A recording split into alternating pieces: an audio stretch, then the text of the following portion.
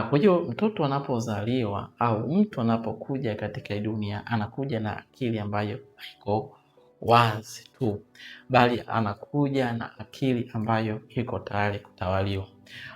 Wanasayansi wamefanya tafiti, imeonyesha kwamba kuanzia mwaka 0 mpaka miaka 7, mlezi au mtu ambaye unakuwa katika jamii una uwezo wa kuitawala akili ya mtoto kwa 100%.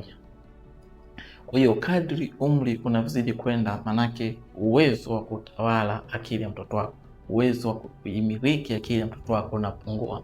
Kwa hiyo katika kipindi cha awali kabisa cha ukuaji wa akili ya mtoto, mzazi inatakiwa usifanye makosa, kwa sababu kadri mtoto anavyozidi kukua, kadri umri unavyozidi kwenda, ndivyo mzazi unavyopoteza ule uwezo wa kuweza kuitawala na kuidhibiti akili ya mtoto wako.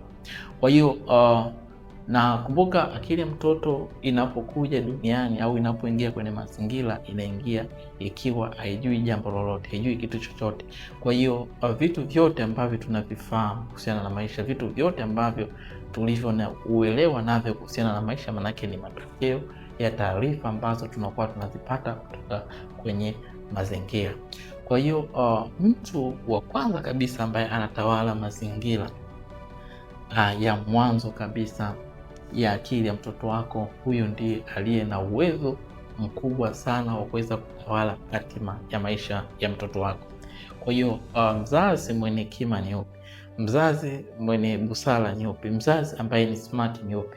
Mzazi mwenye hekima ni yule ambaye anahakikisha mazingira ambayo mtoto wake anakulia yanakuwa na taarifa sahihi, yanakuwa na vitu sahihi kwa ajili ya ukuaji wa akili ya mtoto wake.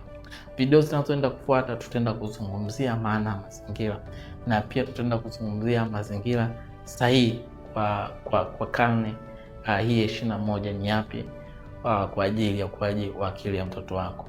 Kwa hiyo usisahau kufollow, usisahau kulike, usisahau kushare video hii na wazazi wengine ili kupata video nyingi kama hizi. Asanteni sana. Kwa majina naitwa Dr. Asheli Mahenge.